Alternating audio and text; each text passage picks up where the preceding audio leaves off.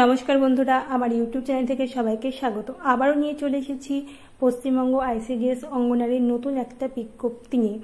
তো আজকে এই ভিডিওর মাধ্যমে আলোচনা করব তোমরা কোন জেলা থেকে এই আবেদনটি করতে পারবে, কত তারিখ পর্যন্ত আবেদনটি চলবে, কবে থেকে শুরু হবে এই আবেদনটি, সমস্ত বিষয় নিয়ে আলোচনা করা হবে।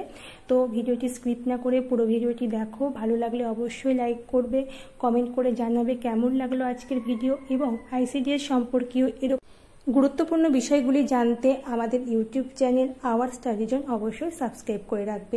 আমরা আইসিডিএস সম্পর্কীয় সমস্ত ক্লাস এই ইউটিউবের মাধ্যমে করে থাকি। তো সরাসরি এবার আমরা চলে যাব এই বিজ্ঞপ্তি এবং নোটিশের মধ্যে। দেখতে পাচ্ছ পশ্চিমবঙ্গের পশ্চিম বর্ধমান থেকে এই নোটিশটা পাবলিশ হয়েছে। এখানে তারিখ দেখো, পাবলিশের তারিখ রয়েছে 21/8/2024। তো 21/8/2024 এই নোটিশটা কিন্তু প্রকাশিত হয়েছে পশ্চিম বর্ধমান জেলা থেকে। তো এই নোটিশে কি কি বলা আছে আমরা দেখে নেব। অঙ্গনারী সহায়িকা নিয়োগের যে বিজ্ঞপ্তি রয়েছে সেখানে কি কি বলা হয়েছে আমরা এবার দেখব। তো দেখো প্রথমেই বলেছে, দেখো এখানে লেখাই আছে, এত দ্বারা জানা যাচ্ছে যে কাকসা সুসংহত শিশু বিকাশ সেবা প্রকল্পে অঙ্গনারী সহায়িকা পদে নিযুক্তির জন্য কেবলমাত্র কাকসা সুসংহত শিশু বিকাশ সেবা প্রকল্প এলাকার অর্থাৎ কাকসা গ্রাম পঞ্চায়েত, বিদবিহার গ্রাম পঞ্চায়েত, বনকাটি গ্রাম পঞ্চায়েত, তিলকচন্দ্রপুর গ্রাম পঞ্চায়েত এলাকার কেবলমাত্র মহিলা প্রার্থী এই আবেদনটি কিন্তু করতে পারবে। তো এখানে নোটিশে দেখো সুন্দরভাবে বলা রয়েছে, যারা পশ্চিম বর্ধমান জেলায় কাকসার গ্রাম পঞ্চায়েত, বিদবিহার গ্রাম পঞ্চায়েত, বনকাটি গ্রাম পঞ্চায়েত এবং তিলকচন্দ্রপুর গ্রাম পঞ্চায়েতের বাসিন্দা, সেই পঞ্চায়েতের অন্তর্ভুক্ত বাসিন্দারাই কিন্তু শুধুমাত্র এই আবেদনটি করতে পারবে। তো আমি এই একটি ভিডিওর মধ্যে দিয়ে তোমাদের সমস্ত রকমের গুরুত্বপূর্ণ বিষয়গুলি নিয়ে আলোচনা করব। তো ভিডিওটি স্কিপ না করে পুরো ভিডিওটি দেখো, এবং বিভিন্ন রকমের গুরুত্বপূর্ণ বিষয় নিয়ে আলোচনা করা হবে এই ভিডিওর মধ্যে দিয়ে। তো যারা যারা এই পশ্চিম বর্ধমান জেলার অন্তর্গত রয়েছে তারা কিন্তু শুধুমাত্র ফর্মটা ফিল আপ করতে পারবে। এই গ্রাম পঞ্চায়েতে যারা যারা বাসিন্দা তারাই কিন্তু আবেদন করতে পারবে। এই আবেদন শুধুমাত্র অনলাইনেই করা যাবে, অফলাইনে কিন্তু আবেদন করা যাবে না। এই যে এটা হচ্ছে ওয়েবসাইট, এখানে বলাই আছে অনলাইন ব্যতীত অন্য কোনো মাধ্যমে আবেদন গ্রাহ্য করা হবে না। তো এখানে বলাই রয়েছে যে এই যে ওয়েবসাইটটা দেওয়া আছে এখানে কিন্তু অনলাইনে ফর্ম ফিল আপ করতে হবে। এখানে কিন্তু 3টে গ্রাম পঞ্চায়েতের নাম লেখা আছে, কাকসা, তিলকচন্দ্রপুর, বনকাটি আর বিদবিহার। তো কাকসা থেকে কিন্তু ইউআর ক্যাটাগরি থেকে কোনো শূন্যপদ নেই, শুধুমাত্র এসসি ক্যাটাগরি থেকে 11টা দেওয়া আছে। আর তিলকচন্দ্রপুর থেকে ইউআর ক্যাটাগরি থেকে 4টে, এসসি থেকে 5টা, এসটি থেকে 1টা, বনকাটি থেকে ইউআর 3টে, এসসি 2টো, এসটি 1টা, তারপরে বিদবিহার থেকে ইউআর 2টো, এসসি 1টা, ওবিসি এ 1টা, ওবিসি বি 1টা রয়েছে। সাথে কাকসা থেকে ওবিসি বি কিন্তু 6টা রয়েছে, তিলকচন্দ্রপুর থেকে ওবিসি এ 1টা, ওবিসি বি 2টো রয়েছে, পিডাব্লিউডি 1টা রয়েছে, ইডাব্লিউএস এর 1টা রয়েছে। এই সমস্ত শূন্যপদগুলি রয়েছে। কিছু কিছু শর্তাবলী রয়েছে, দেখে নেব কি কি শর্তাবলী রয়েছে। প্রথমে যে শর্তটা রয়েছে দেখো, আবেদনকারিনীর বয়স কত হতে হবে। তাদের কিন্তু যারা যারা আবেদন করবে তাদের কিন্তু 18 থেকে 35 বছরের মধ্যে হতে হবে তাদের বয়স। তো এখানে কিন্তু সুন্দরভাবে বলাই আছে 18 থেকে 35 বছর হতে হবে। এখানে SC, ST, OBC, OBC B, OBC A, EWS, PWD সবার ক্ষেত্রে কিন্তু বয়স সীমা একই রয়েছে, কোনো ছাড় নেই। তাদের জন্ম তারিখ নির্ধারিত হবে জন্ম শংসাপত্র থেকে। তো যারা যারা 18 থেকে 35 বছরের মধ্যে তারা কিন্তু আবেদন করতে পারবে। আর এটা কিন্তু ক্যালকুলেট হবে 21/8/2024।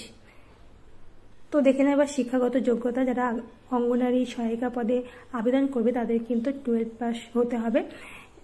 তারা যে কোনো শাখা থেকে, যে কোনো বোর্ড থেকে 12 পাস করতে পারে। এখানে কিন্তু নির্দিষ্টভাবে বোর্ডের নাম বলা নেই, তোমরা যে কোনো বোর্ড থেকে কিন্তু উত্তীর্ণ হলে আবেদন করতে পারবে। এবার দেখে নাও স্থায়ী বাসস্থান। তোমরা যারা যারা এই সমস্ত গ্রাম পঞ্চায়েতের অন্তর্ভুক্ত এলাকায় রয়েছো, এই যে কাকসা গ্রাম পঞ্চায়েত, বিদবিহার গ্রাম পঞ্চায়েত, তিলকপুর গ্রাম পঞ্চায়েত, এই সমস্ত গ্রাম পঞ্চায়েতের অন্তর্ভুক্ত সমস্ত নাগরিক আবেদন করতে পারবে। যারা যারা তোমরা মেয়েরা রয়েছে তারা কিন্তু আবেদন করতে পারবে। এবার পরবর্তী দেখে নেব সিলেকশন পদ্ধতি, কিভাবে তোমাদের নির্বাচন করা হবে। তো এখানে দেখো লেখাই আছে, সুন্দরভাবে বলা হয়েছে যে সকল আবশ্যিক শর্ত পূরণের সাপেক্ষ যোগ্য প্রার্থী তথা আবেদনকারীর পরীক্ষার মাধ্যমে কিন্তু তোমাদের সিলেকশন প্রক্রিয়াতে হবে। এই পরীক্ষাটি পূর্ণ মান হচ্ছে 100, তোমাদের 90 নম্বরে লিখিত হবে এবং 10 নম্বরে মৌখিক হবে। তো যারা যারা তোমরা 100-এর মধ্যে 30 পাবে, ন্যূনতম 30 পেলেই কিন্তু তোমাদেরকে এই মৌখিকে বা ভাইভাতে কিন্তু ডাকা হবে। তো এরকম এটাই হলো সিলেকশন প্রক্রিয়া। এই 100 নম্বর পরীক্ষার মধ্যে দিয়ে কিন্তু তোমাদের সিলেকশন হবে। তো তোমাদের পরীক্ষা কোন প্রক্রিয়া হবে দেখে নাও। পরীক্ষা কিন্তু তোমাদের মাতৃভাষায়, তোমাদের নিজের মাতৃভাষায় বাংলা ভাষায় কিন্তু পরীক্ষা দিতে হবে। এখানে 150 মার্কের কিন্তু রচনা লিখতে হবে অঙ্গনারী সম্পর্কে, এবং দ্বিতীয়ত লেখা আছে পাটিগণিত। পাটিগণিতের পূর্ণমান কিন্তু 20, তারপরে নিরাপদ রন্ধন প্রণালী, জনস্বাস্থ্য এবং পরিচ্ছন্নতা পূর্ণমান রয়েছে, তারপরে ইংরেজি ভাষা রয়েছে 20, সাধারণ জ্ঞান রয়েছে 20, সর্বমোট রয়েছে 90 মার্কের পরীক্ষা। তো এই রয়েছে তোমাদের পরীক্ষার পদ্ধতি, এবং এখানে আর একটা গুরুত্বপূর্ণ বিষয় তোমরা দেখবে। আর এই সমস্ত যেগুলো নোটিফিকেশনে তোমরা পেয়ে যাবে, এগুলো তোমরা নিজের মতো করে দেখে নেবে। আর দেখো পরবর্তী আর একটা যে বিষয়টা নিয়ে আলোচনা করব, কি লাগছে তোমাদের আবেদন করতে সেটা দেখে নেব। তার আগে দেখো যারা যারা কিন্তু এসসি রয়েছে, OBC A, OBC B, EWS, PWD রয়েছে, তাদের কিন্তু একটা করে সংশয়পত্র লাগবে, যেগুলো তোমাদের SC certificate, ST certificate, OBC A, OBC B, তারপরে ইডাব্লিউএস, পিডাব্লিউডি, যে সমস্ত সার্টিফিকেট তোমাদের রয়েছে, তোমরা যে যে ক্যাটাগরি থেকে রয়েছে সেই ক্যাটাগরি কিন্তু এই সার্টিফিকেটটা লাগবে, এবং ভ্যালিড সার্টিফিকেট লাগবে কিন্তু। এটা পরীক্ষায় এবং যদি তোমরা উত্তীর্ণ হও তখনই কিন্তু, যখন নিয়োগ প্রক্রিয়া চলবে তখন কিন্তু তোমাদের এই সার্টিফিকেটগুলো দেখাতে হবে। আর যদি না দেখাতে পারো তাহলে কিন্তু তোমাদের ইউআর ক্যাটাগরির মধ্যে কিন্তু ধরা হবে। তো এখানে দেখো আর একটা বিষয় রয়েছে যে তোমরা নিয়োগের পূর্বে সংশয়পত্র সত্যতা যাচাই করে নেওয়া হবে, মানে ওইগুলো কিন্তু তোমাদের দেখা হবে, সেই সমস্ত সার্টিফিকেটগুলো। তো এখানে তোমাদের সময়সীমা সম্পর্কে আলোচনা করা হবে, কবে থেকে ফর্ম ফিল আপ শুরু হচ্ছে, কতদিন পর্যন্ত ফর্ম ফিল আপ চলবে, সেই সমস্তগুলো দেখো লেখাই আছে। যে এই ওয়েবসাইটটা দেওয়া রয়েছে www.icdspsbgn.in, এই ওয়েবসাইটের মধ্যে দিয়ে তোমাদের কিন্তু অনলাইনে অ্যাপ্লাই করতে হবে। তো এখানে দেখো আবেদন করা তারিখ রয়েছে 21/8/2024 বেলা 11টা থেকে। তো তোমরা দেখতেই পাচ্ছ যে 21/8/2024 তারিখ থেকে কিন্তু আবেদন শুরু হয়ে যাচ্ছে। আবেদনের শেষ তারিখ হচ্ছে 8/9/2024 11:59 পর্যন্ত রাত্রি। তো যারা যারা ভাবছো যে যারা তোমরা পশ্চিম বর্ধমান জেলা রয়েছো এবং আইসিডিএস কর্মী এবং সহায়িকা পদে আবেদন করব বলে মনে করছো, তারা কিন্তু অতি শীঘ্রই আবেদন শুরু করে দাও। আবেদন শুরু হয়ে গেছে। এবার যে বিষয়টা নিয়ে আলোচনা করব সেটা খুবই গুরুত্বপূর্ণ অ্যাপ্লিকেশন করার জন্য। তো অ্যাপ্লিকেশন করতে কি কি ডকুমেন্ট লাগছে সেগুলো আমরা দেখে নেব। দেখো অ্যাপ্লিকেশন করতে কিন্তু কয়েকটা ডকুমেন্ট লাগছে, সেগুলো আমরা দেখে নেব কি কি ডকুমেন্ট লাগছে তোমাদের আবেদন করতে, যেগুলি আবেদন করার পর কিন্তু ওয়েবসাইটে কিন্তু সাবমিট করতে হবে তোমাদের সরাসরি। তো দেখো আবশ্যিক নথি সমূহ লিস্ট বা সংযুক্ত করতে হবে, যেগুলো সেগুলো হচ্ছে তোমাদের বয়সের প্রমাণপত্র, শিক্ষাগত যোগ্যতার প্রমাণপত্র, তারপরে ভোটার কার্ড এবং স্থায়ী বাসিন্দার শংসাপত্র, জাতিগত শংসাপত্র, প্রতিবন্ধী শংসাপত্র, ইডাব্লিউএস মানে আর্থিকভাবে যারা দুর্বল শ্রেণী তাদের সেই প্রমাণপত্র লাগছে।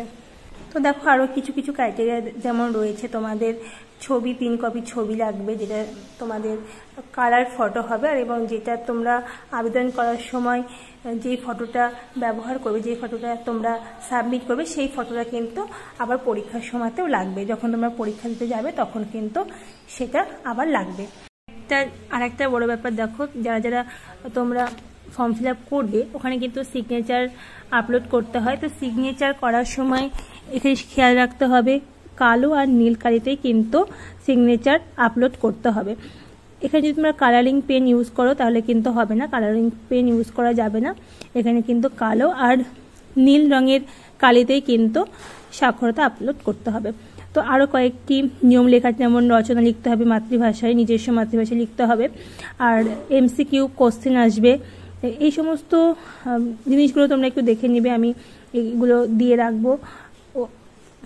এখানে কিছু লিখিত পরীক্ষায় বসা দেখো কয়েকটা নিয়মাবলী রয়েছে, তোমরা এই নোটিশটা ডাউনলোড করবে, করে এই সমস্ত নিয়মাবলীগুলি তোমরা একটু দেখে নেবে। আর একটা বড় ব্যাপার, যারা হচ্ছে ফিজিক্যাল হ্যান্ডিক্যাপ রয়েছে তারা কিন্তু যদি চাও যে তোমরা পরীক্ষা দেওয়ার জন্য কোনো রাইটার বা যদি অন্য কোনো কারো সাহায্য তোমরা নিতে চাও, তাহলে কিন্তু তোমরা আবেদন করতে পারবে, এখানে কিন্তু তার সুযোগ রয়েছে। এখানে আরেকটা বড় ব্যাপার হচ্ছে, পরীক্ষা কেন্দ্রে কোনো রকম মোবাইল ফোন, স্মার্ট ওয়াচ বা ক্যালকুলেটর ইত্যাদি ইলেকট্রনিক জিনিস কিন্তু নিয়ে যাওয়া হবে না, এগুলো কিন্তু একদমই নিষিদ্ধ রয়েছে।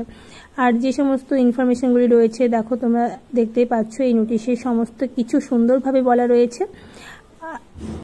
তো আর একটা বড় ইনফরমেশন হলো এটাই যে তোমরা যারা ফিজিক্যাল হ্যান্ডিক্যাপ রয়েছো, তোমরা যদি তোমার হয়ে অন্য কাউকে পরীক্ষা দিতে চাও, তাহলে কিন্তু এই যে এখানে একটা ফর্ম রয়েছে, এখানে লেখা আছে certificate regarding physical limitation in an examination to write.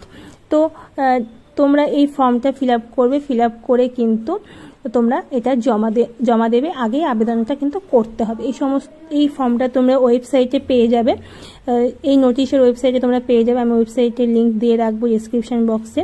তো তোমরা যারা এই সুবিধাটি পেতে চাইছো তারা কিন্তু অবশ্যই ফর্মটা ফিল আপ করে জমা দিয়ে দেবে। তো এই ছিল আজকের ভিডিও, তো ভালো লাগলে অবশ্যই লাইক করে জানাবে। আর আমি এই ভিডিওর মাধ্যমে সমস্ত ইনফরমেশন তুলে ধরার চেষ্টা করলাম। যদি তোমাদের কোনো রকমের অসুবিধা হয়ে থাকে তোমরা কমেন্ট বক্সে কমেন্ট করে জানাবে, আমি সেটার উত্তর দেওয়ার চেষ্টা করব। তো আবারও দেখে নাও যে এটা কিন্তু পশ্চিম বর্ধমান থেকে এই নিয়োগটা রয়েছে, পশ্চিমবঙ্গে যে জেলা পশ্চিম বর্ধমান সেই জেলা থেকে কিন্তু নিয়োগ রয়েছে। তো আর একবার বলে দিই, তোমরা কিন্তু যারা কাকসা গ্রাম পঞ্চায়েত, বিদবিহার গ্রাম পঞ্চায়েত এবং বনকাটি তিলকচন্দ্রপুর গ্রাম পঞ্চায়েতের অন্তর্ভুক্ত রয়েছে তারাই কিন্তু এই আবেদনটি করতে পারবে। তো অনেক বড় সুযোগ রয়েছে, তোমরা আবেদনটি করে নাও, এবং এই ডেসক্রিপশন বক্সে কিন্তু আমি লিঙ্ক দিয়ে রাখবো, তোমরা সরাসরি ওয়েবসাইটে গিয়ে ফর্মটা ফিল আপ করতে পারবে। তো আজকের ভিডিও এই পর্যন্ত, ভালো লাগলে অবশ্যই লাইক দিয়ে দেবে।